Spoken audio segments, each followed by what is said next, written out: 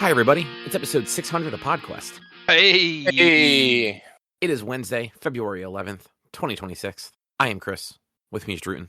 Hello. And Walnut. Hi, I'm here. Welcome to another day, another episode. I'm tired. Yeah, I get that. Wasn't even that long of a day. Just one of those days where, I got home and just felt tired. No, I get that. I get that. We're at the S end of summer. It's starting to be lighter more often, but or not summer, winter. Yeah, I was going to say, I think you got your anatomy wrong there. It's starting to warm up, but we're still feeling that fatigue from being winter. That even easy days can sometimes just feel so struggling. Yeah, and even though it was warmer today, it still was not pleasant to be outside because it was fairly windy. It's windy, and all of the snow is now finally melting, so everything's just wet. Which, honestly, I'll take that, because it's better than, slipping and sliding over, just mounds of ice. Yeah. We're going to have snow banks until summer, man. Oh, especially in, some of, the shopping centers, over, the Wegmans and Cherry Hill and stuff like that. Yeah. Those fucking piles of snow are not melting this year. No. We'll have permafrost until next year. It's insane. Yeah, it's a lot. I'm just looking forward to, the majority of it being gone, so it'll be, easier to, get the dogs out and take the trash cans down. Yeah. The one thing I'm not looking forward to with the snow leaving and melting is how much darker my backyard is going to be, so that it's going to be harder for me to check the backyard to make sure there's no critters before letting the dog out. Because during the snow, snow is very reflective, and so it's brighter out in general. True. I was able to just look out the window, see that there's no critters, and let him out. But now my yard area is just very dark. That I'm now looking into solar powered motion floodlights and stuff to be able to see on the side yard, or if it flashes on that there's something back there to be able to look before letting him out. I get that. I want something that's solar powered, motion censored, and Bluetooth, or at least Wi-Fi enabled, so that I can turn it on and look out there as well, and then turn it back to motion sensor. So that if I have him out there, I can, and if he's not kicking off the sensor, I could turn it on to see where he is and stuff. But I got to look into that and then figure out where to set them up.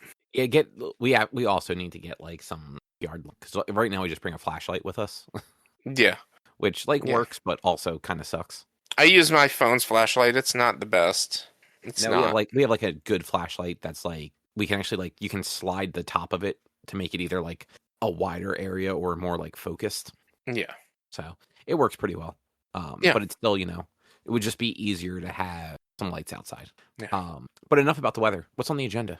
I mean, real quick, we should just talk about it, because I'm sure Drew is excited. How about that Diablo 2 news, Drew? You mentioned it. They're putting a fucking new character into Diablo 2. I don't even understand how that's possible. What's this, 30 years old, 40-year-old game? I'm going to just say 40-year-old game at this point. It's not that old. It's 26. Close enough. 7. It's closer to 40 than it is to 20. 10. Or no, it's 10, yeah. Pretty sure Base 2 came out in 99. Yeah. It's 99 or 2000, but yeah. Why? Why are they adding a new character to Diablo 2? I'm confused. I feel like they said, we're making this character for 4. What can we do? Why the fuck not? Here we go. Throw a new character into Diablo 2. Weird. When does it come out? Today. Oh, have you played it yet? No, literally they announced it at 5:00. So I bought it. It's $25. It's the Warlock. I bought it. I'm installing it now. I'll play after we're done. So you're a slacker, is what I'm hearing.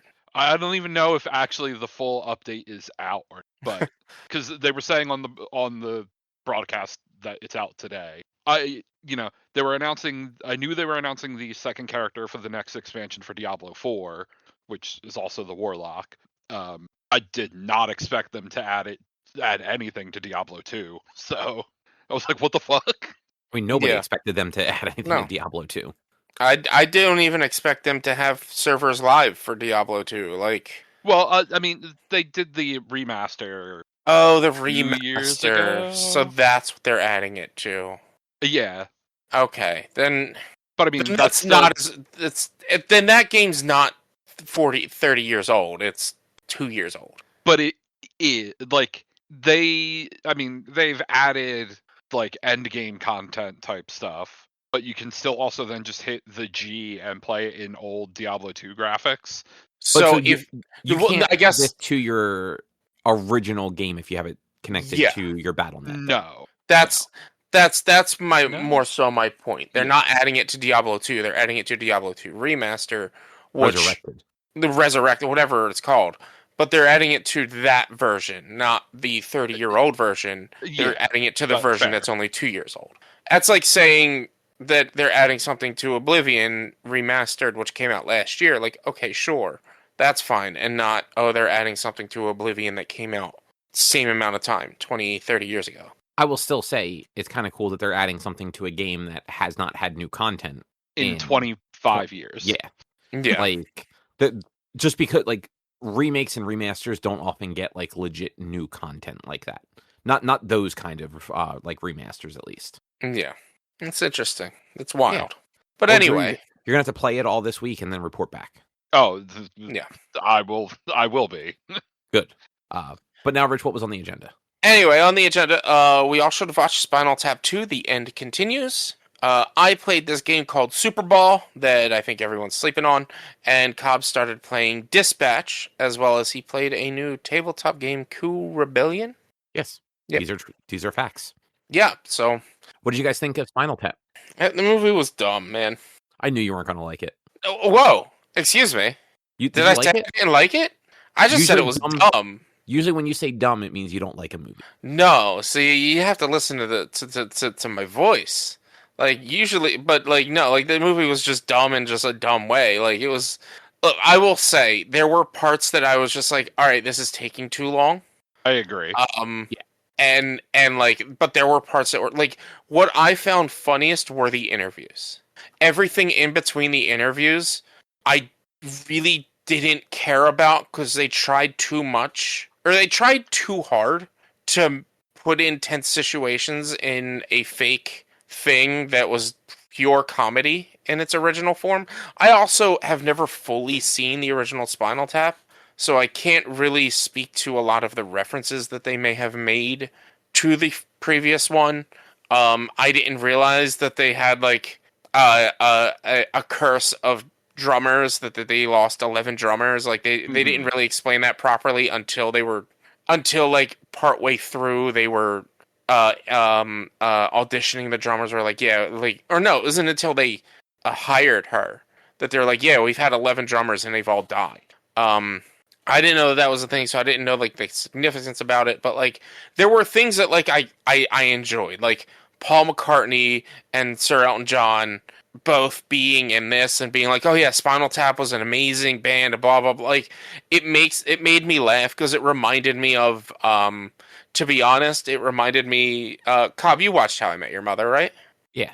They had the Robin Sparkles episode between the it was like behind the music type of thing, and it was like, oh, she found grunge metal or grunge rock in the late 90s after, and like a bunch of musicians like Geddy Lee was like, yeah, she founded grunge rock and not Nirvana, who was there before her and stuff. So, like, it reminded me of that, and it made me laugh a bit the way they were treating them. But, like, overall, like, the actual documentary stuff, the mockumentary stuff, and their life, I just like, I didn't really care about.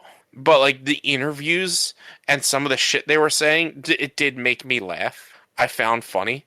Yeah, I think it didn't overstay its welcome, which was good. I think if it would have gone on any longer, it may have just been, like, too much. But like, hour and a half was like okay. Like, there's definitely some bits they could have cut from it, but it was fine. Like, it wasn't egregious at that length. Just not as good as the original. But, like, I still had fun with it. And, like, Rich, like you said, like, some of those cameos were fun. Like, even the drummer stuff with, like, Chad Smith and Lars and Lovegood or Questlove. That's it. But there was one other too, wasn't there? No, I don't think so. It was just those three. Yeah, no, I think it was. But yeah. Either way, like Chad Smith recommending Lars, and then Lars recommending Chad Smith. Yeah, and just I also really liked the beginning of it where Rob Reiner was just like going and finding them at like their like current employment, and like Christopher Guest's character, I think it was, sold like cheese, but Yeah. like also occasionally traded guitars for cheese or cheese for guitars. Yeah, and the way he did the trade was he just weighed them out. Which, to be 100% honest, that half wheel of cheese probably legitimately costs about $400. Depending on the guitar, that's probably a fair trade. That guitar looked like it was probably more than that. Like I said, depending on the guitar, but like wheels of cheese are incredibly expensive. They are. So, They they can be are. for sure. Yeah. Like But, that business model is actually could work to an extent. Like most good guitars, unless you're buying them on like Facebook Marketplace, are like $1,000 or more. Yeah. Like you're not getting many for under $1,000. But that was just a half wheel of cheese. It was a couple, could be like 500. Like a big wheel, a like wheel of cheese could easily go for $1,000 if it's like a high quality wheel of cheese. Like those the people that make the Parmesan bowls in like the cheese and mix it in the Parmesan itself, like that big cheese wheel is probably a good $2,000 to $3,000. I don't think it's that much. You really think it's that much? I'm looking up a fancy Parmesan cheese wheel. $350. According to Gemini, a full-size, authentic, 24-month aged Parmigiano Reggiano cheese wheel, approximately 72 to 900 pounds, typically costs between $900 and $2,500. Wow. Yeah, cheese is expensive because it takes 2 years to make. Like it's expensive. It's not easy. It's not very cheap. Looking on like some of the ads that they sent. A half cheese wheel, aged 16 to 20 months, is costing about $940 to $1,200. Oh wow! Yeah, cheese is expensive. I mean, I know cheese is expensive. I just didn't think it was that much. Mm-hmm. But enough about cheese. Any other like takeaways from the movie?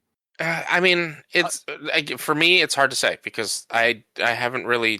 I've seen bits and bobs of the original, but like to me. As I was saying, like with like the interview stuff, like the book we read, about this Philly sportscaster, that's kind of how I felt about watching a lot of this movie. Was just like, well, I never watched the original movie, and if this were a real band, I've never seen this band, so like my care for it is very actually, in fact, a real band also. But I've never listened to them and stuff. So like and I'm not saying my care for it, and so then my interest in it did step away. But I knew that this movie was a mockumentary style, and it was more for comedy, so it was able to keep me in. But it's just some of the stuff I was just like, I don't know. Yeah, I'm with you. Like it's not as good as the first one, but it is still pretty good. Yeah, like and some of the best jokes were in the end, the very end, like during the credits. I'm like, man, should have had some of that in there. Like the when Rob Reiner's, all right, correct me when I'm wrong, and he gets immediately stopped. What was it was when they were setting up, when they were doing dress rehearsal or tech rehearsal, and Rob was asking about his pedal bars. And he was like, "Oh, what are these?" And he's like, "You can read it." And he starts to yourself. I was like, "Oh, that's great. That's great." Yeah, like there were throwaway lines similar to the first one, like of what oh, mine goes to 11. Well, why not just make it louder? Because it goes to 11. Like there was one-liners and stuff that just are funny. Mm. That's the writing for these movies. I'm sure they had the same writers if they weren't the writers themselves. Like. I believe Rob Reiner was part of the original movie. Yeah, he was the documentarian. Yeah, which also rest in peace, Rob Reiner. Yeah, I totally forgot about that. Yeah, this was his last role. Technically, he was on one other thing, but it was Conan O'Brien's podcast as the character from the movie. So, like, this character was his last role he ever had. Interesting. I did not know that. Yeah, I looked it up because I was like, "Oh, is this the last thing he did before he was murdered?" And yeah, this was the last thing he did. Oh, that's a shame. I mean, it's a shame that it was the last thing he did. That it was the last thing he did. You know, if that makes sense. Yeah. But yeah, overall, like, I'm glad to have watched this because I the first one is not a movie that I've seen a bunch of times, but I do think it's a very funny movie. Yeah. And I remember seeing that a sequel existed, but like it just never like dawned on me to watch it. So yeah, good times. So one other joke I wanted to bring up, because the IHOP, or the International House of Rock, that was definitely just an IHOP, and they were like, "Why do I want pancakes?" I just love that scene where they were getting ready to show it off, and it's covered up in a tarp or in a sheet, and they're like, "Oh, this is lovely. It's under the cover. This isn't it. Oh, okay." I do like that they're all just Americans pretending to be British too. Mm-hmm. Because like I think with the first time I ever saw the original Spinal Tap, I did not realize that. I thought they were like British comedians. It wasn't until like sometime after that I found out like, oh no, they're American. Like they're making fun of like British like 80s glam rock stuff. Mm-hmm. Also, it ending with a Stonehenge mishap, also fitting. Yeah. Fucking Stonehenge, cursed song. I didn't realize.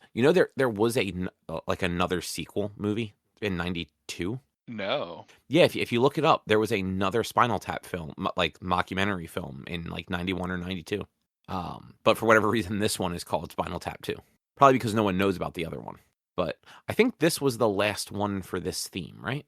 Yes. All right. So we have a decision for the next one then. I think I've put it in like the chat or something. I was thinking movies that took place like in the future that is now the past. I feel like we did. No, so I you know what, we did talk about it in the chat, or at least Richie, maybe you and I talked about it in person at some point. Yeah. But yeah, basically like Back to the Future 2 is like the easy example. Like that movie came out in 85 or 86 and takes place in at least partially in 2015. There's also stuff like Johnny Mnemonic and 2001: A Space Odyssey and Escape from New York and Double Dragon. Like not everything is necessarily happening in the last couple of years, but everything released in like the 80s or the 90s or even older and were based in, the early 2000s, the early 2010s, stuff like that. Thoughts, opinions? I think that could be interesting. I like the idea. Okay. Well, I have a pick if you want me to go first. This way, you guys don't have to try and figure something out on the spot. Sure. Which I think there's a wiki article that has a list of movies. Yeah, I'm gonna just send it to the. Yeah, I think I actually found that and looked through it a little bit. This is a list of stories, not movies. I did find one with movies. I'll have to look it up again. Here's a cinema blend. I referenced that against like, do any of them actually stream anywhere? But yeah, so if I'm gonna pick, I'm actually gonna pick Johnny Mnemonic, which is on Netflix apparently. That's the Keanu Reeves movie from the late '90s that takes place in like the 2010s, I want to say, where he is a data courier that gets like literally like data injected into his brain, and then he has to deliver it. Okay. So Johnny Mnemonic. All right. So 2 weeks, we'll watch that. Like I said, it's on Netflix. And it's from like 98 or 99. And I looked it up before. I want to say it's between 2015 and like 2020 is when it's actually set. Mm-hmm.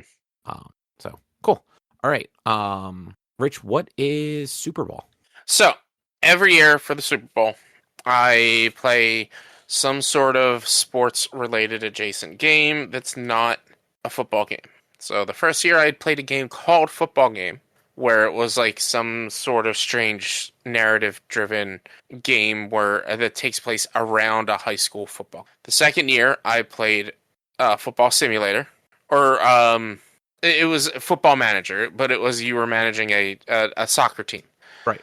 And then last year for the Eagles game, I played a game with the birds, and it was literally a bird game.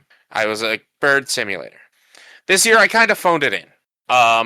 It was the Seahawks and the Patriots. I didn't want to do another bird year, and fuck the Patriots. And so, like, I also didn't really want to spend any money on it, so I was trying to figure something out. And I found this game that's on Steam that's free to play that came out last year called Superball.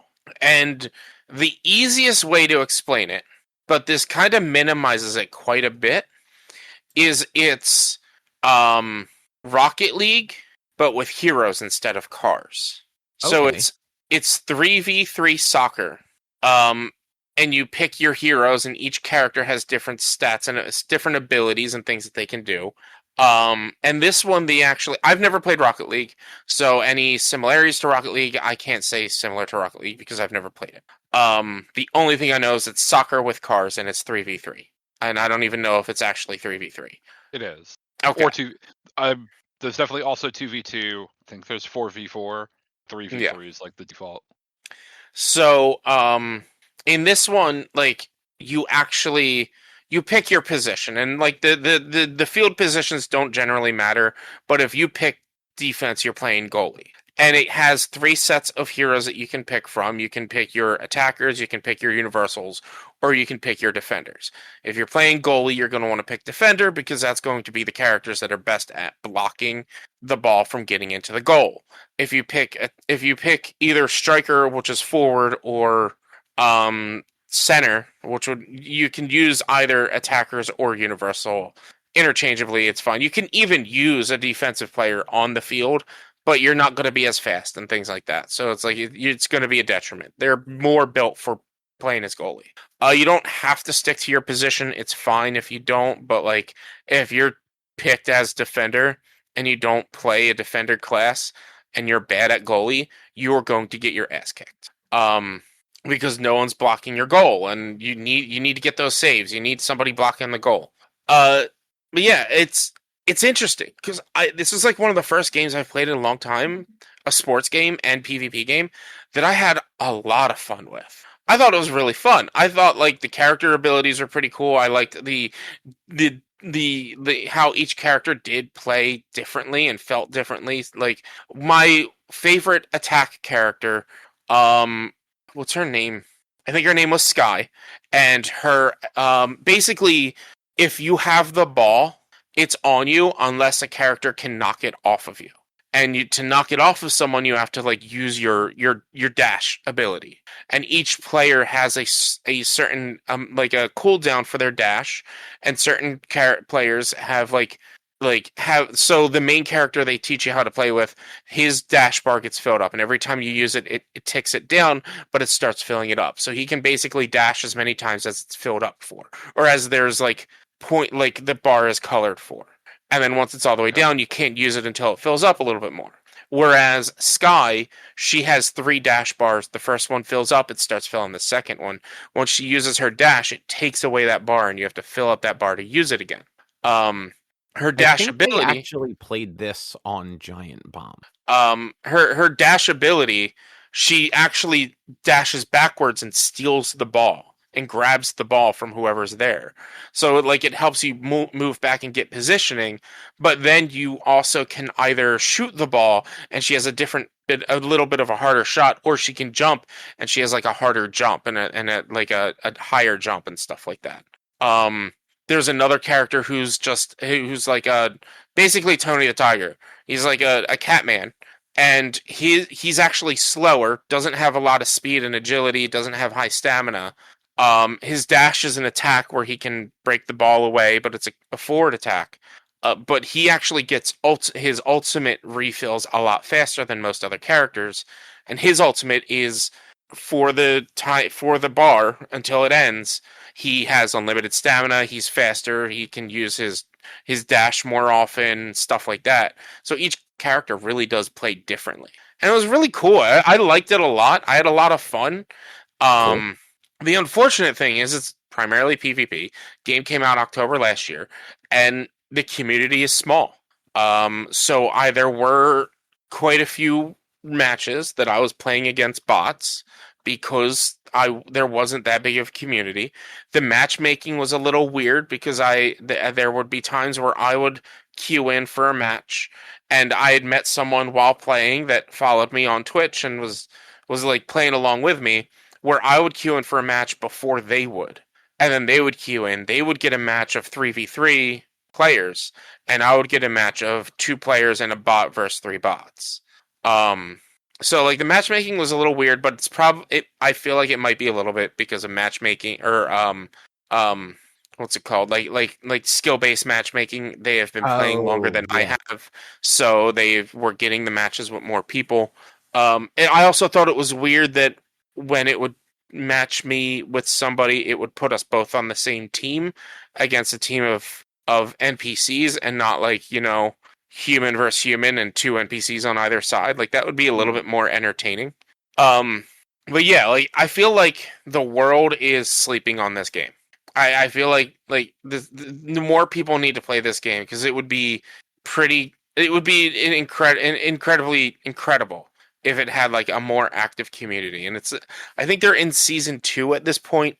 So like the developer is actively like pushing the game and putting content for the game. The developer themselves is actually Pathia, who they did Sandrock and Portia.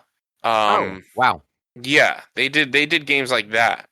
And I double checked. This is the game Giant Bomb played Min-Max in this. Like they had like a cross platform like stream with it, where like if you watch the Min-Max one, it was like from their POV. If you watch the Giant Bomb one, it was theirs. But you got all of the audio from all 6 or 8 people, however many it was.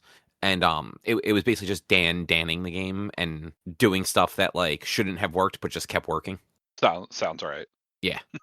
But yeah, it's a really fun game. Like I'm keeping it installed, and I plan on like jumping into it every now and again. Like either switching between Monster Hunter and this, or like yeah, I liked it. I liked it a lot, and I'm planning on playing it a bit more. The reviews on like Steam are mixed, but the recent reviews are mostly positive, which means that like the developer is doing stuff to like make the game better, and it seems like they're listening to their fans. And there's a couple of game modes that I didn't even try. Like it looks like there was one that's like sort of like basketball where you actually have to shoot the ball up and over something. There was a dodgeball game mode that like I didn't want to try to get into because it was either going to be all bots or it was going to be a long queue time.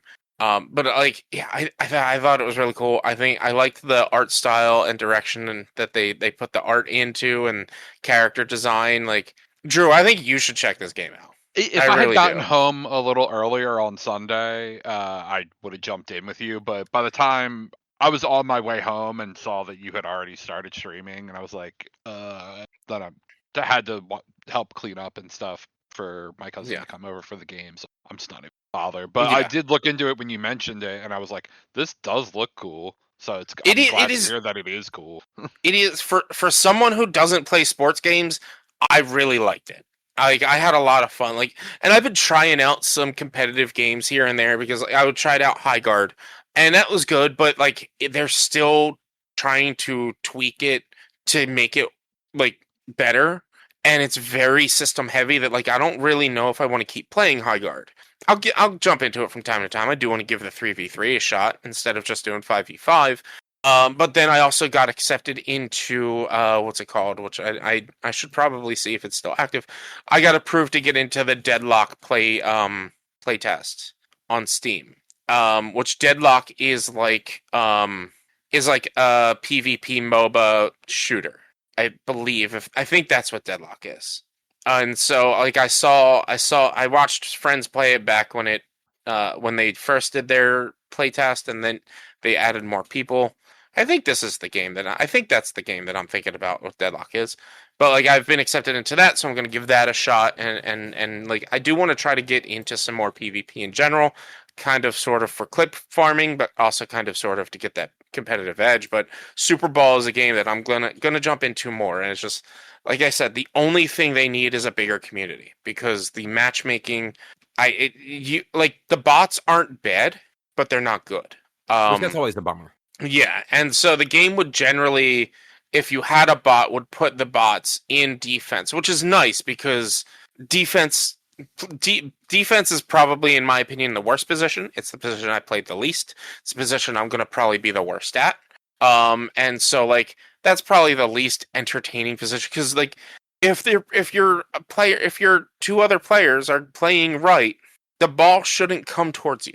And so when it comes to like a ranked matchmaking and ranked version to like to level up in ranked, you're gonna need your points are not going to be equivalent to like your level, and no one's going to want to do defense because you really only you get points as you play the game, and like as you score, as you dribble, as you have the ball and do different things, as you steal from the ball, stop passes, things like that, you'll get scored points. But if you're playing defense, if you're playing goalie, you're really only getting points every time you stop the ball. And if your team is playing properly, the ball's not getting to you. Fair. So it's like, all right, it's kind of like a give and take on that. But it was, yeah, I had a lot. I was shocked as to how fun it was. And like, apparently I got, there's only 14 achievements. I got 10 of them. So, oh, damn. Yeah. So I need to, let's see, win a match by scoring the only goal of the match, make a save in the first 10 seconds of the match, failure to produce a goal in regulation time, achieve a performance score rating of 3,000 or more in a single standard mode match. So, honestly, all three of these, I'm going to just need to, like, fudge it. If I wanted to get these, I'm going to need to, like, play with other people. Like, maybe the failure to produce a goal in regulation time I can do by just passing the whole time. And that's, like, part of the problem, too. Like, a lot of people I played this game with, I played it with a lot of people who knew how to play, and I was also playing with people that somehow were just finding the game and were lower levels than me. And people will go into this game and they won't play the tutorial, they won't learn how to play. And I had a match where I lost 22-0 because the player who was put in defense took an offensive character and did not stay in the net. And everyone, even the other team, was yelling at the player, "Get in your position.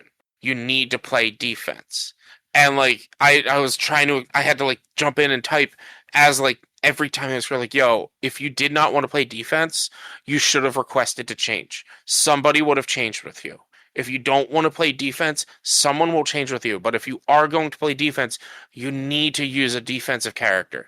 You really need to, because they have the abilities to stop the ball, to catch the ball, to block the ball so that it doesn't get in the net." Like, and then at one point, I just, like, at the start of each round, I just said to the guy, "Go ahead and go, and I'll do defense. I'll do my best as an offensive character," because he just wasn't. He would kept just coming out of the net and playing and not defending. And it's like, this is not Rocket League. You actually need to play defense because the score, like, there is a lot more control to this game. You dribble, you automatically have the ball with you until somebody takes it from you. So if you jump and then shoot, like, they're aiming. It's not just getting lucky with a jump and a bounce in Rocket League to hit the ball towards you. Like, the ball isn't free flowing the whole time. You actually have full control over it, no matter what you're doing. So you need to be there. You need to be defending. Yeah, like, from what I saw, like, you mentioned it before, like, this really is just Rocket League with people instead of cars, which is, 3-person soccer with superpowers, essentially. Yeah. It was really good. And like, I might play it tonight because I took the past 2 days off of stream, so I'm gonna like stream probably tonight. I'm gonna stream tonight, and I don't want to do like a full 3-hour stream, so I'll probably play. I might play that, or I might try Deadlock tonight. For a couple of hours before calling it a night. But like, yeah, it was fun. I liked it. It would be actually, to see how many people may be playing this game at night on a weekday. Be interesting to see how busy the servers may be. Yeah, so especially like the day of the Super Bowl, it's probably one of the worst days to try and like lobby a game. Yeah, I mean, it was before this. It wasn't during the Super Bowl. It was like well before the Super Bowl enough that like if people were going to play, they would have played at that time. I don't know. You have a lot of people that like their whole like it's a whole day thing for them to go to like a party and just be out all day. So yeah, cool. It's a good time. I like it. I liked it. Well, anything else you want to say, or shall we move along? Now let's move along. Talk about Dispatch, but not too much because that's on my list of games to play. So I'm going to spoil everything. No, because I'm going to make different choices in here, but also don't spoil anything. So you know what it is already. Yeah, it's a Telltale's game. True. Do you know? Are you familiar with it at all? No. All right. So it's essentially a workplace comedy, styled after like your like Telltale adventure games, with a little bit of like resource management thrown in. So you play a character who is a hero, but he's kind of like a sidelined hero. and he in a world where people have superpowers. And he gets a job working dispatch for a company that hires reformed villains as essentially like heroes for hire. And so he has a team of misfit heroes that he is responsible for like dispatching to different like crises around the city. So part of the game is actually like really well done animation.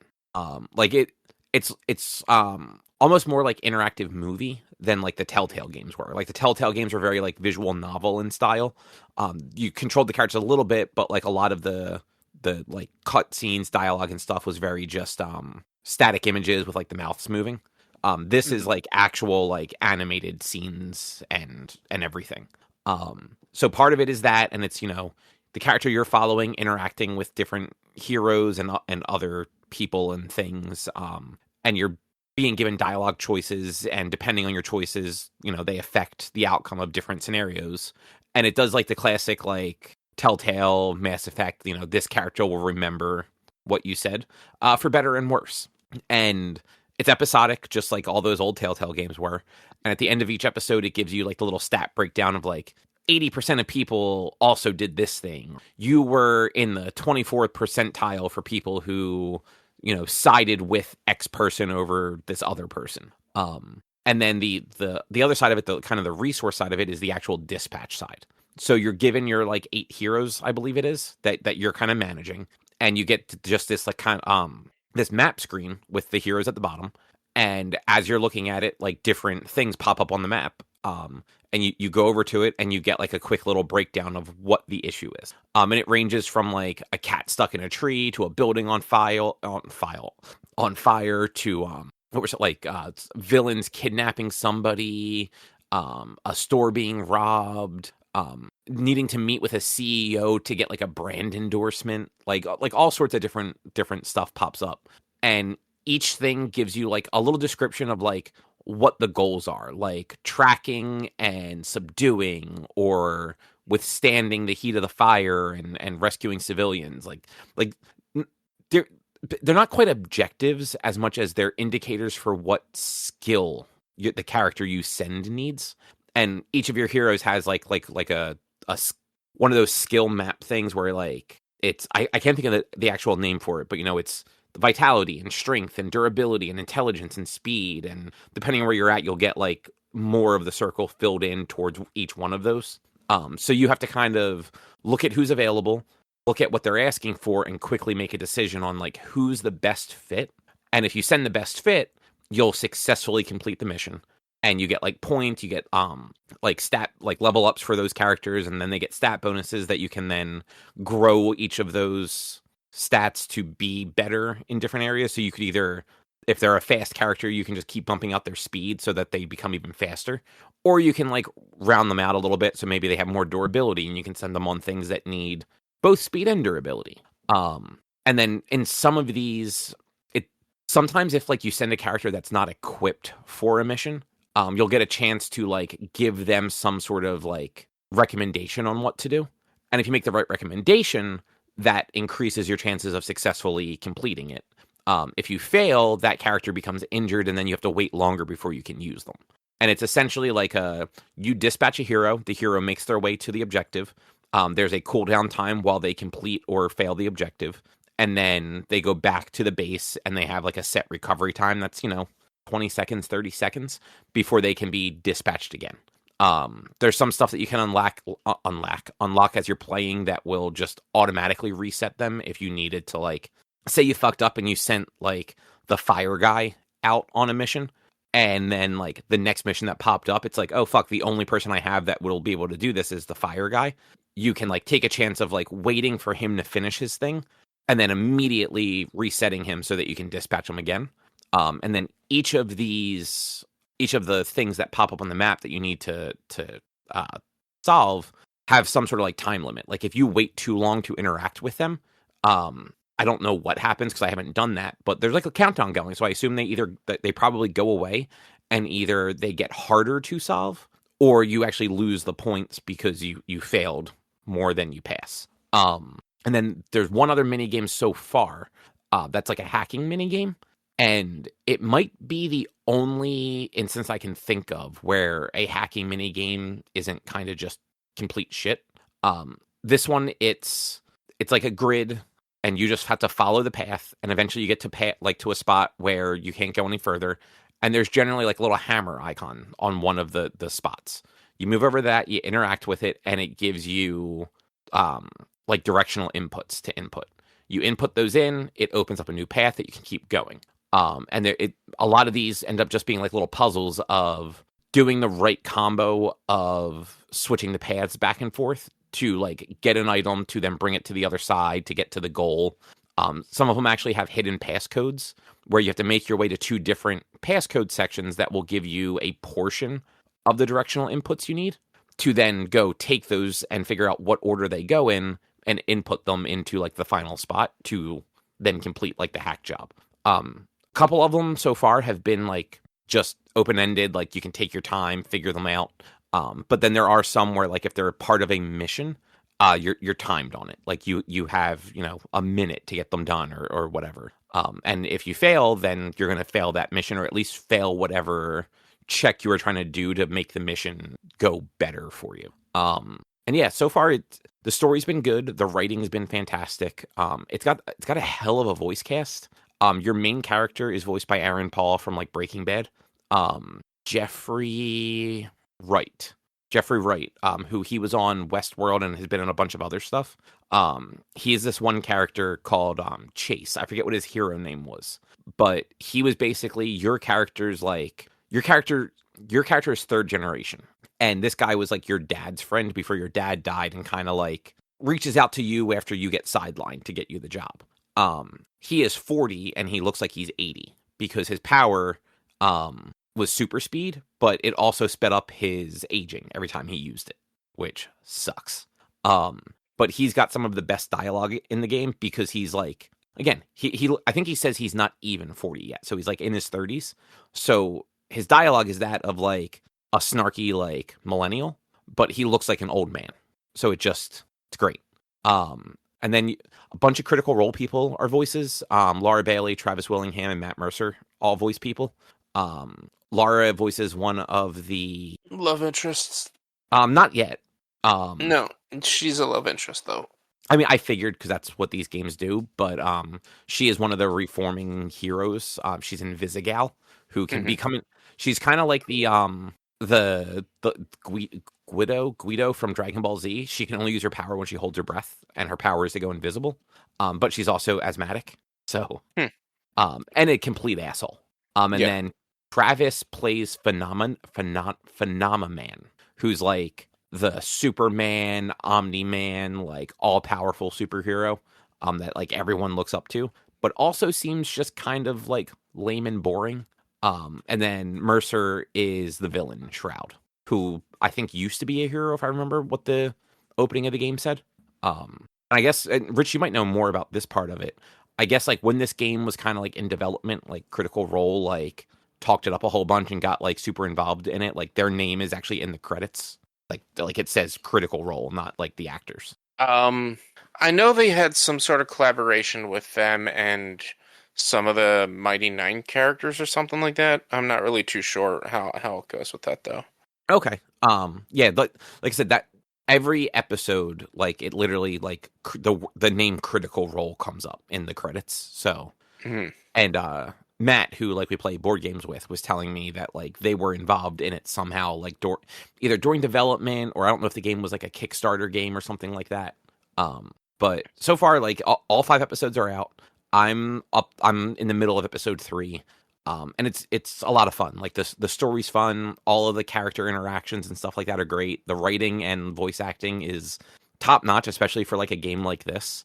And like the gameplay is exactly what you'd expect from one of these, but like it's well done. Even the quick time events that you have to do, like you can turn them off if you don't want to do them, but none of them are like awful. They telegraph them pretty well, and they all make sense to what you're doing. I think my only real complaint is you can't really play this game without the sound on. Like you can turn on subtitles and they're fine, but reading the subtitles while also trying to react to other things on the screen, and especially like the dialogue choices, is like fucking impossible because like you get a very small window for the dialogue choices and you're usually waiting for them to finish like the dialogue, like the text box showing up as that prompt comes up too. So it really is a game that you kind of have to have the volume up for. But the voice acting's great. So like that's not the worst thing in the world. Yeah. I mean, yeah. if you can't really play a game like this and not listen to the voices and audio. Like, I would never play a Telltale Games and not have the audio on or it just. I mean, I play a ton.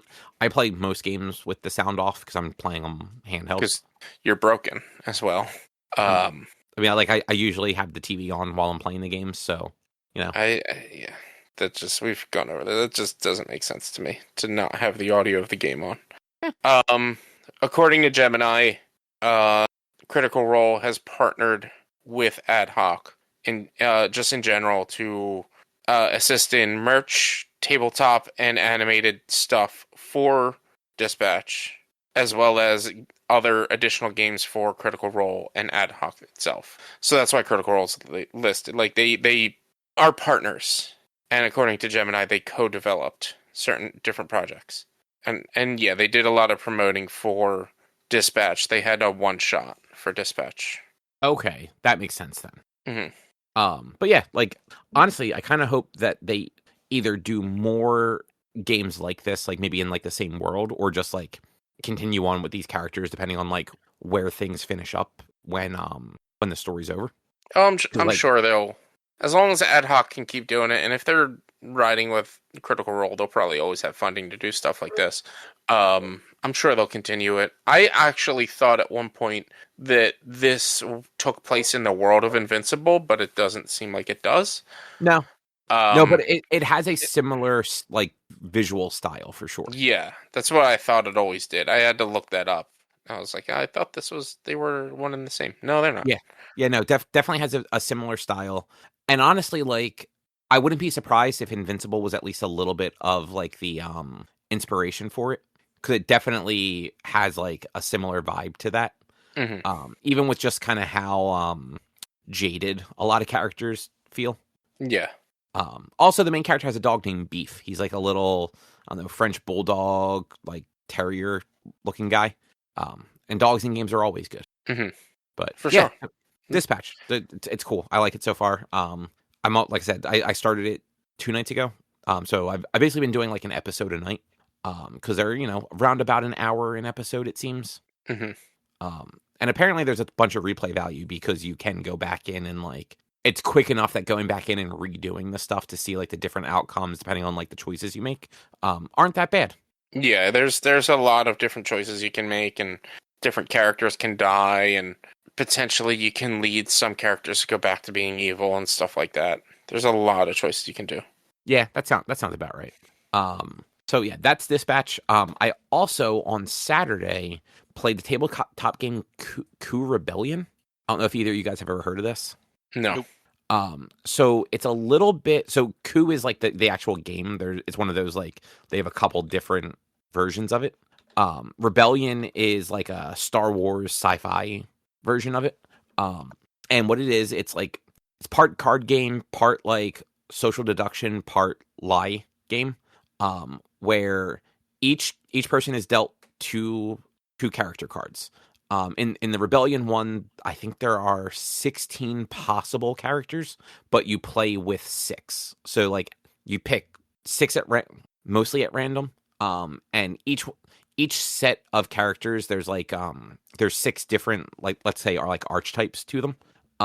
That each archetype has similar abilities. So some of them are taking money from other players. Some of them are getting extra actions. Some of them are being able to take out other players. In the game that I was playing, it was we had politician, missionary, mercenary, spy, and I'm drawing a blank on what the other one was. Oh well, it's not super important, but like each one could do like a different role. Missionary was cool because if you get like called out, you can or like that character gets targeted. You can just go, I'm the missionary, and just like push that card off to the side and draw a new card. The whole idea of the game is you are trying to eliminate each other players to face down cards.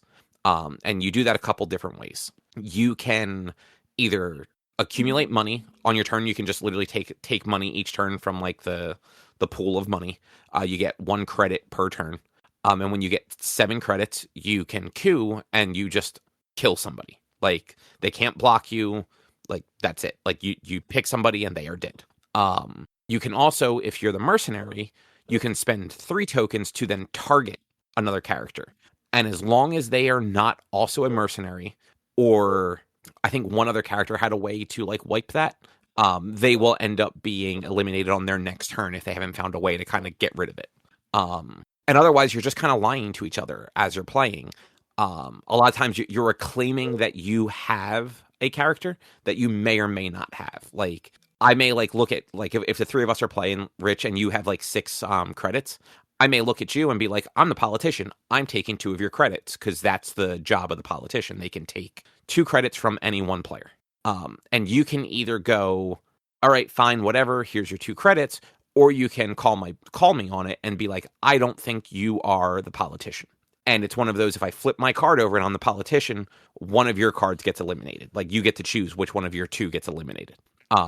And then I just simply shuffle the politician back into the deck and pick a new face down card. If I'm not the politician, then one of my cards gets eliminated and you're kind of safe. So that's usually how you'll get away with like the mercenary. Is a lot of people will claim to be the mercenary but not really be it. And if you call them on that, their target on you goes away. But it's a fast game. It takes like probably like 2 rounds to kind of get the hang of it, because you kind of have to feel out like how much lying you're allowed to do. But it really is just one of those games where that is the whole point of it, is you're bluffing and trying to just take everybody else out. And if somebody calls you on it, like, you have to either prove that you weren't lying or like take the loss. And like I said, like, the one benefit to that is if you have the missionary card, you can just simply say like, all right, well, I'm the missionary, so I'm just going to put this card aside and get a new one anyway. But yeah, it was a cool game. And apparently, so like I said, this was very much Star Wars-esque. In the base game, and again, it had I want to say 16 different possible characters you could get. And you just pick kind of like one of each of like the archetypes. In the base game, it's just the 6. Like, there's no variation to it. Every game is going to be the same 6 characters. So like that, I could see that base game getting a little stale, but this one, at least, you can play it, mix it up, and have like different characters out there that have different abilities that could make the game a little more interesting.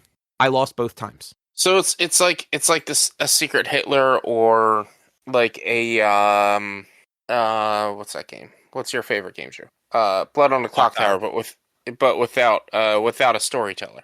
Yes and no. It doesn't have like, you're not trying to find the bad guy. You are just trying to eliminate everybody. Yeah, but you're trying to use social deception and whatnot in order to figure out what they are, to find the easiest way to eliminate them, but also to make sure that you like kind of aren't targeted in a sense. And it sounds interesting. This is Coup Rebellion G54? Yeah. Okay. So that's what Board Game Geek has. They don't have just basic Coup Rebellion. Yeah. But it is cool. And I know like you, like Drew, I think you would just like it because you like this style of game generally. I have played base Coup. Okay. I've played that. So yeah. Yeah. I would like. Yeah, and like Rich, like I know like the social deduction stuff doesn't always like click for you, but I feel like this one takes enough of that, like, you have to do the socializing out of it. Yeah, that like Coup is way more mechanical. Yeah, like it's less, you don't have to lie and you don't have to try and like cheat. You can actually play based on your cards and still win. Like if I just keep taking money from you, that doesn't actually hurt you. All that is doing is making it so that until I'm out, you just aren't getting up to like the 7 to do a coup. But if you're not like pointing fingers and going, you're lying, you're just kind of like safe because I can't prove you wrong. So you can just sit there and kind of like bide your time. And like the one game we played the other night, one of the people claimed that they were the politician. And then the other person that they claimed it against just went, no, you're not. And so they couldn't prove that they were, so they were out. Like that was their second card got eliminated. I then looked at them and I go, there's 3 politicians already face up. Like that's all of them. They just looked at me. They're just like, son of a bitch. Yep, that was a bad bluff. But you don't have to do that either. Like if you're the spy, you can just keep doing the spy thing every game. And for sure, somebody could claim that you're not the spy. But if you are, you just flip your card over and be like, nope, I'm the spy. So now you're eliminated and I just get a new card. Yeah. But yeah, it's a cool game. I had a lot of fun playing it. And like I said, it's quick. Like we had 6 people and I think it took like 30 minutes to eliminate everybody. Well, thanks for the invite. As you have said so many times, it wasn't my game night. Sure. Whatever.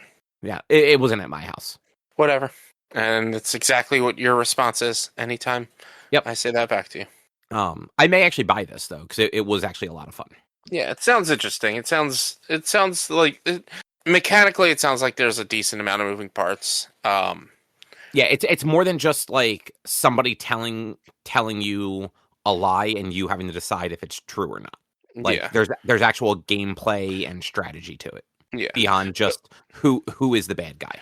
But to be 100% honest, even though I'm not that great at like the social deception type of games, this game being more mechanically driven, it kind of takes the fun part out of the social deception games. Yeah, like I would say Coup isn't quite as much a social deduction game as it is a like bluffing. That's a better word for it. Yeah, it's more poker than Secret Hill. Yeah, because you even actually kind of set up like the way you set up the cards in the middle so that everyone knows what the possible characters are almost like a Texas Hold'em. Like you have the 6 classes face up so that you can just pick them all up and read what their abilities are, even if you actually have one of them in your hand. This way you're not like looking at your card and giving away what you might be. And then it is a lot of like, oh well, I'm just gonna take a credit. I'm just gonna keep raising my pot a little bit higher. Mm-hmm. And then you are just kind of like lying instead of like you don't have to deduce if the other character is a certain class. You just have to call their bluff if you think they're lying about what they are. Especially if like a person is just bad at it and like say one turn they claim they're the politician to take gold, the next time they claim they're the spy to take like an extra turn, and then 2 turns later they're just like, oh, I'm the mercenary, so I'm targeting you. It's like, well, one of these things is not right. So let's see what else you say and then call your bluff on it. Mm-hmm. But yeah, it was a cool game. I mean, they just got like 4 free turns of doing everyone else's abilities and no one called them out on it. So yeah, but that is where the bluffing in Coup comes in. Is like, oh shit, okay, you said you were these 2 things, and now you've did a third different characters thing. Fuck, do I call you out on the lie now, or was one of the old one lie? Yeah, and it's very much like certain things don't really hurt anything. Like if you're the spy and you're just doing. The spy's ability is like you can take money and then do one other thing. So like if you're just doing like one other thing and it's kind of non-impactful, like you're not targeting other characters, like it's hard to call somebody's bluff on that because you're not necessarily like seeing a whole lot of benefit. But if somebody happens to like say that they're a character to do a thing right after something like impactful happens, then they're almost always lying. But it's a cool game. I'm probably gonna grab a copy of it because it kind of like Suro and some of those other games, like it's quick to get like set up and play, and it's like great for just like if you're either waiting for other people to show up or it's like the end of the night and you just don't want to play like another like 2-hour game, you can just play like a 30-minute game. And it very much was we went around the table twice and I had like a decent grasp on the game. So it's not like one of those ones where you might be going around the table a few times before you get it, like the like Rich, like Reavers and Midgard, for instance. Like that game took a couple turns before I feel like we were all like pretty confident in what we were doing. Just because it had a lot of moving parts. There was a lot to figure out in it. This one was very much okay. No, so we're doing what our cards say, and then we're lying about it if we don't want to do what our cards say. Cool. Like yeah. I can roll with that. Yeah. But that's all I got. Anything else from either of you? No, that's about it for me. All right. Well, that is probably going to be a show then. If you would like to find more of our content, you can head over to www.one-quest.com. You can also help us out by supporting us at patreon.com/onequest. If you can't support us there with your dollars, you can always support us by going to your favorite podcast platform Apple Podcasts, YouTube, Spotify. Rate us, review us, subscribe to us. All of those things help. You can also find us on social media, facebook.com/OneQuestOnline or at @1_Quest on Instagram and Twitter. And our Blue Sky is at one-quest.com. Our YouTube channel is youtube.com/OneQuestVideo, and you can always send us an email to social@one-quest.com. And Rich, what does your streaming look like? Check me out live on twitch.tv/B_Walnuts, video game streaming, Mondays, Tuesdays, Thursdays, and Sundays. Playing Tomb Raider right now, just kind of playing whatever until Resident Evil comes out. The last update of Monster Hunter comes out next week, so I'll be playing that when that comes out. Yeah, just doing whatever until Resident Evil. Nice. Well, with that, we will be back next week with something else to talk about. Thanks for listening. Bye. Bye. See yous.